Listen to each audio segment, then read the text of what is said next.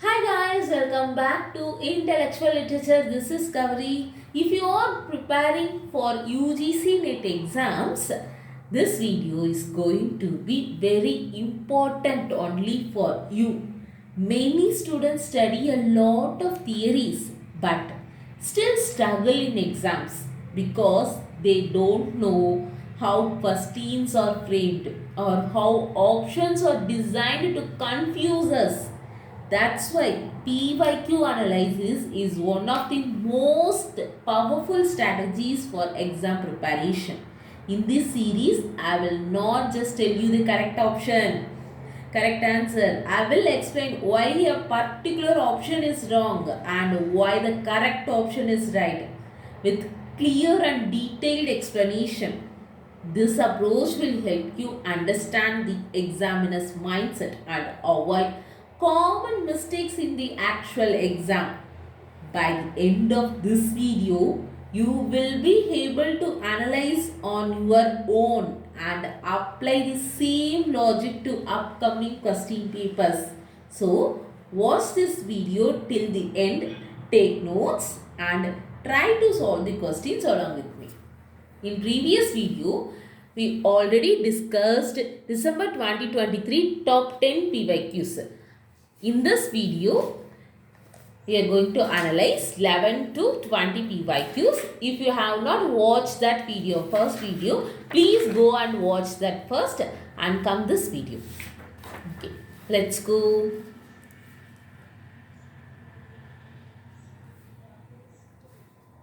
11th question. The Calcutta Chromosome 1995 is a novel exploring past and future. It has been written by, your options are Rabindranath Tagore, Amitav Ghosh, Raja Rao, Mukul Raj Anand. Correct answer is Amitav Ghosh. Why Amitav Ghosh is correct? The Calcutta Chromosome was published on 1995 is a novel by Indian author Amitav Ghosh. It blends history, science, medical research and speculative fiction moving between past and future. The book set in Calcutta and New York City in a medical thriller that dramatizes the adventures of mysterious turn of events. It is a post-colonial novel set in contemporary Calcutta. Its plot revolves around L. Murugan, who is researching the history of cholera in the city. His investigation leads him to uncover a dark secret from the colonial era involving a British doctor and a group of Indian revolutionaries. This is the short summary of this particular work. This question is from fiction, Indian fiction. Why these options are not correct? Rabindranath Tagore is mainly known for poetry. His famous work Geetanjali, short stories, Kabuliwala, novels like Gora, The Home and The World. His works focus on philosophy, nationalism, humanism, not medical thrillers or science fiction. This Calcutta Chromosome is a medical research. The Calcutta Chromosome is far removed from Tagore's literary style and period. Raja Rao is associated with Indian philosophy and spirituality. Novels like Kandapura and The Serpent on the Rope. His writing explores Indian metaphysics, Vedanta and cultural identity, not science, medicine or futuristic narratives. Mukul Raj Anand, he is known for social realism, novels like Untouchable. This is most important work. You should study this work. Coolie, Two Leaves and a Bud. His focus is on social injustice and class struggle, not modernism, science fiction or historical medical narratives. So, you should learn what this work. This work is a medical research science fiction work. Okay, move on to the next question. I am a sick man. I am a spiteful man. I am an unattractive man. I think my liver is diseased. This question is from fictional work, fictional world literature fiction. Your options are Gabriel Garcia Marquez, Love in the Time of Corella, Dostoevsky's Notes from Underground, Albert Camus' The Plug, Daniel Duffy's A Journal of the Black Year. Correct answer is Dostoevsky's Notes from Underground. This line, I am a sick man, I am a spiteful man, I am an unattractive man, is the opening lines of Notes from Underground. It was published on 1864. This is a psychological novella by Fyodor Dostoevsky, is first published in journal Epoch. The narrator, often referred to as the underground man, begins the story with this bleak self-description, setting the tone for the existential and philosophical exploration of his alienation, spitefulness, and internal conflict. It introduced the alienated, bitter, self-analyzing narrator, a hallmark of Dostoevsky's existential writing. Early existentialism, this novel is early existentialism and famous for its iconic opening line. This is that iconic opening line. Okay. Why other options are not correct? Gabriel Garcia Marquez, Love in the Time of Corella. This is a magical realistic love novel. Deals with the romantic obsession, aging and time. Tone is lyrical and nostalgic, not bitter or confessional. No first person existential rant like the opening line. I am a sick person. Albert Camus, The Plug. This is a philosophical allegory about absurdity and collective suffering, written in a detached objective narrative style. Focus on community response and not inner psychological self-loathing. The quoted line is intensively personal. That line's I am a sick person. And like Camus style here.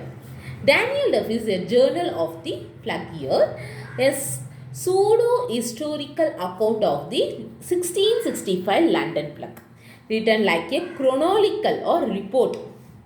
Language is factual and observational, no introspective, hostile, self-characterization. So, this option is not correct option.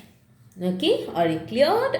Next, move on to the next question, 13th question. Which of the following is true of Edward Sayers' Orientalism? This question is from Literary Theory.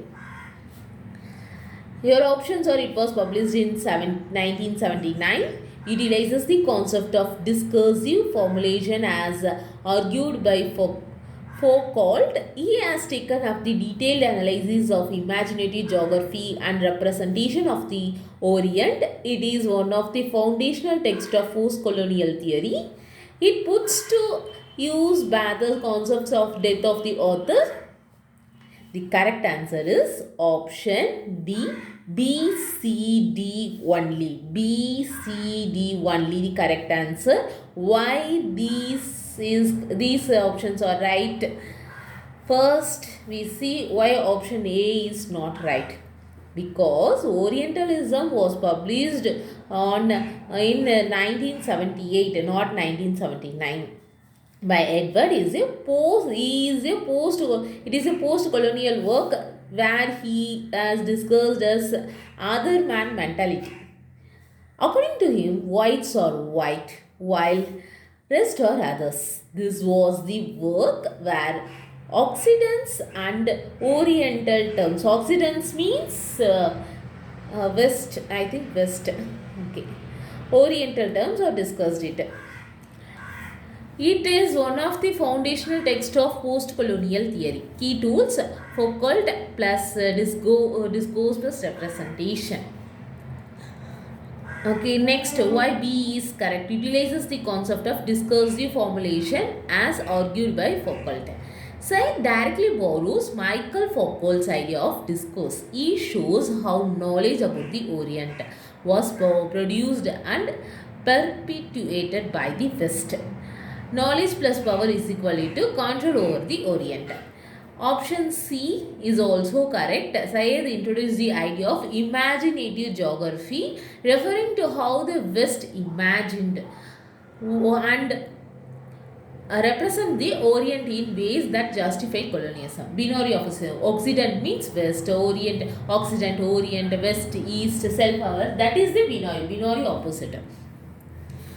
This is the central argument of this book.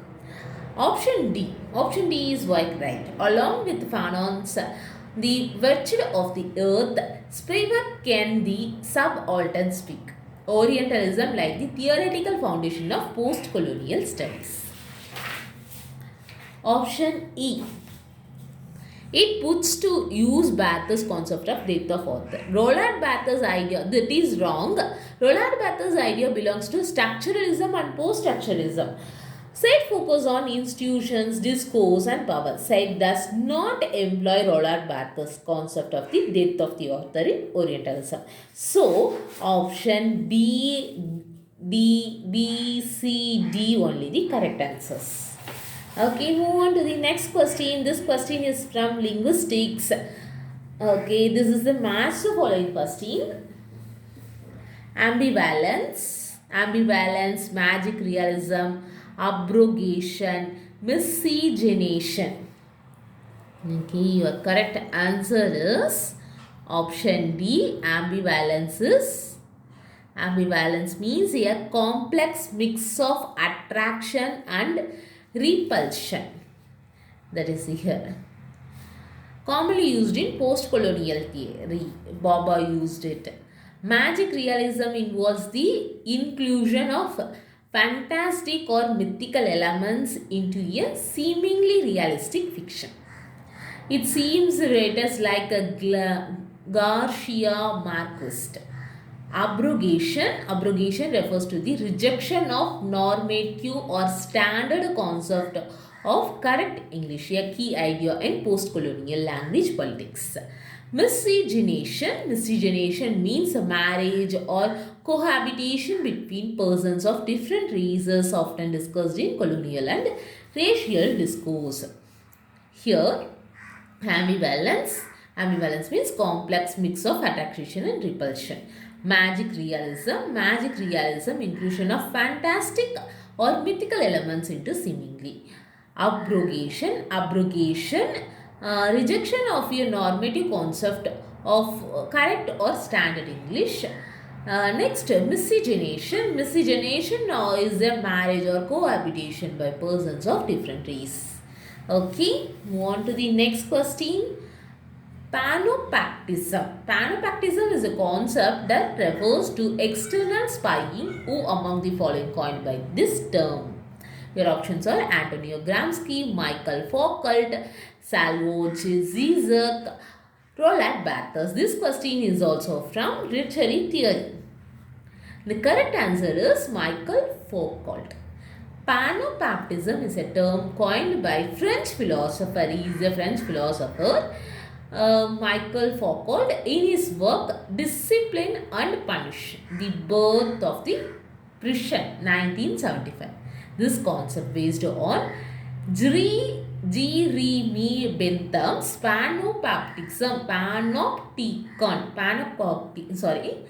panopticon theory, which allows a single watchman, they are being watched like CCTV camera.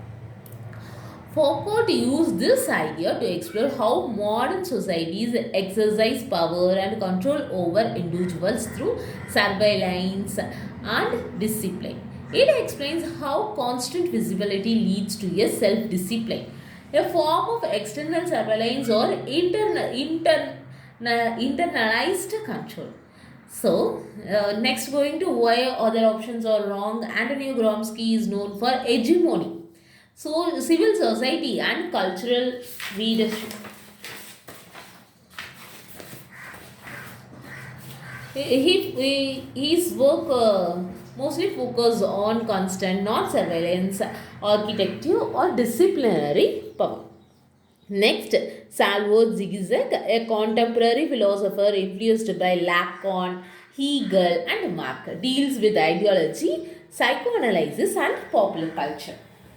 Next, Roland Barthes. Roland Barthes associated with structuralism and post-structuralism, famous for the death of author. Mythologies and semiotics, concerned with the text and science, not surveillance systems. This question is from, this concept is mainly for spying, external spying. Okay, move on to the next question. Please do subscribe my channel. I planned to post all PYQs, especially from December 2020 to December 2025 PYQs. So please stay connected with me. Next question, an introduction by Kamala Das. Your option are a short story on the theme of people's right and freedom, an introduction to her autobiography, My Story, a poem of resistance and protest, an essay on the theme of gender rights. This question is from Poetry, Indian literature poetry.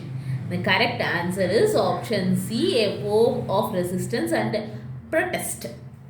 Kamala Das, an introduction, is a well-known and acclaimed poem published in 1965 in her first volume of poetry, Summer in Calcutta. In this, Das explores powerful themes of feminism, equal rights, freedom and marriage. This poem explores complex emotions regarding the system controlling her life and the lives of countless suffering women. This poem delves into woman's inner self along with the resistance and protest. It is a confessional feminist poem that challenges patriarchy, gender roles, marriage and linguistic domination. It is a powerful expression of resistance, self-assertion and protest. So this option, a poem of resistance and protest, is the correct answer. Why other options are incorrect? A short story on the theme of people's right and freedom, that is not correct. It is not a short story, it is a poem written in free verse. Though it talks about freedom, it is a personal, gender-centric and feminist, not a general narrative about people's rights. Hence, this option is genre-wise incorrect. An introduction to her autobiography, My Story. It is not written as a preface or introduction to My Story. It is an independent poem published in 1965 in Summer in Calcutta. While both share confessional elements, the poem does not function as an autobiographical introduction. Okay, next, an essay on the theme of gender rights. The work is not an essay. This is a poem. It is a poetic, emotional and symbolic, not argumentative or discursive like an essay. Gender rights are embodied through imagery and personal voice, not presented an academic discussion. Wrong form and approach. So these options are also not correct. The correct answer is an introduction by Kamala Das is a poem of resistance and protest. Move on to the next question, our 17th question. This video's 7th question. Which among the following statements are true about Emily Bronte's Wuthering Heights? This question is from Fiction, British Literature. Your option are: the novel was published in 1847. Emily Bronte published this novel under the pseudonym Hilly Swell. Lockwood and Catherine Linton are the main narrators of the story. Next, last option, the novel is unique for its absentation from authorical instruction, unusual structure and narrative technique. Wuthering Heights was the third novel of Emily Bronte. Your correct answer is option A, B and D, only the correct answers. The novel was published in 1847? Yes, right. This novel was published the same year as Jane Eyre. Emily Bronte published this novel under the pseudonym Ellie Spell. That is also right. This novel is their only novel. Wuthering Heights was published 1847 is the only novel written by Victorian age novelist Emily Bronte. She wrote many poems and short stories, but in the novel genre, she wrote only one novel and published under her pen name Elise Braun. It was released under a male pseudonym. Here you have extra information. Charlotte Bronte's pseudonym was Currer Bell.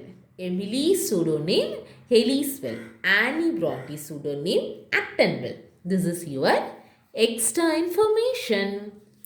Next, why option C is not correct? Lockwood and Catherine Linton are the main narrators of the story. That is false. The primary narrators of the novel are Lockwood and Ellen Neely Dean, not Catherine. Mr. Lockwood is an outer frame narrator. Nellie Ellen Dean is the principal inner narrator. Catherine Linton is not a narrator, she is only character. This statement becomes false because of the wrong parent. Even if one name is correct, the whole statement is false. Next, the novel is unique for its absentation from authentical institution, unusual structure and narrative technique.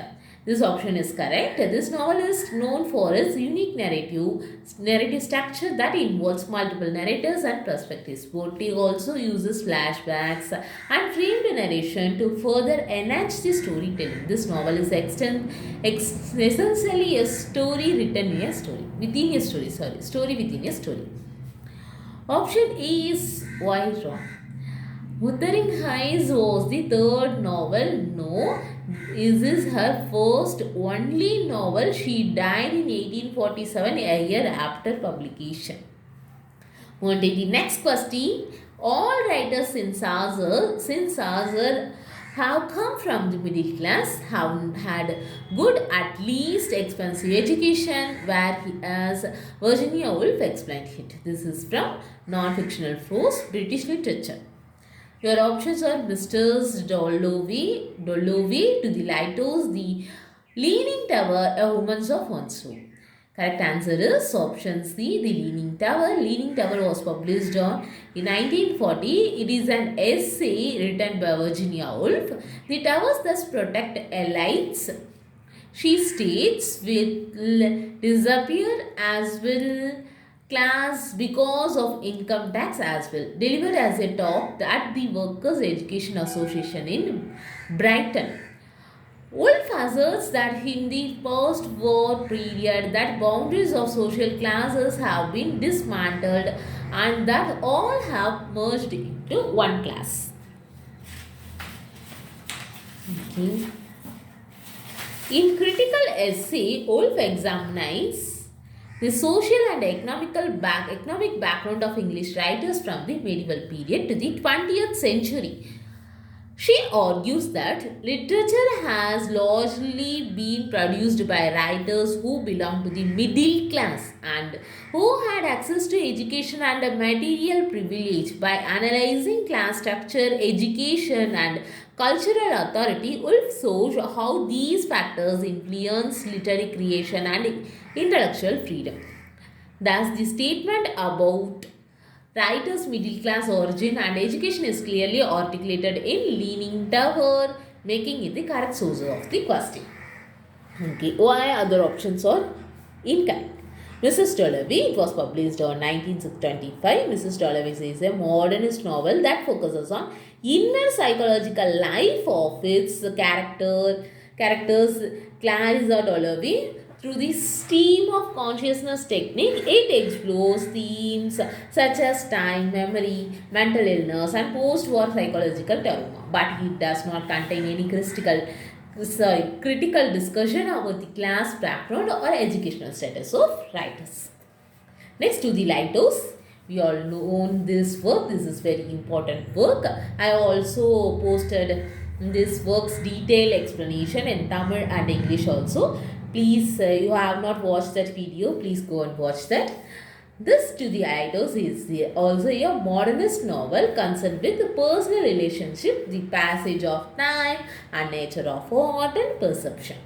Although it refers on creatively through the characters of Lily Briscoe, it does not analyze the social origins or education of writers as a class. So, not an essay, writers, education or class origin. This novel is this also a stream of consciousness novel.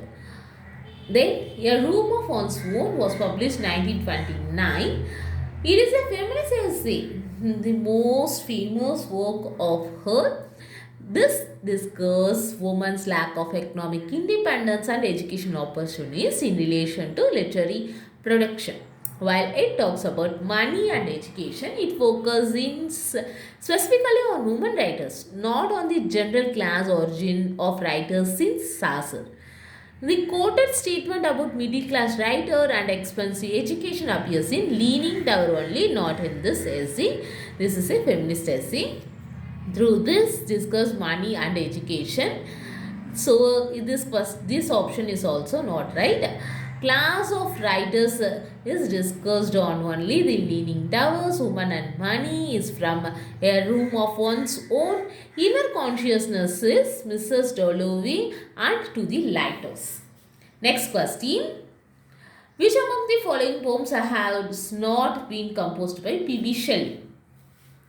Your options are To Wordsworth, Mut Ability, Hymn to Intellectual Beauty, When We Two Parted.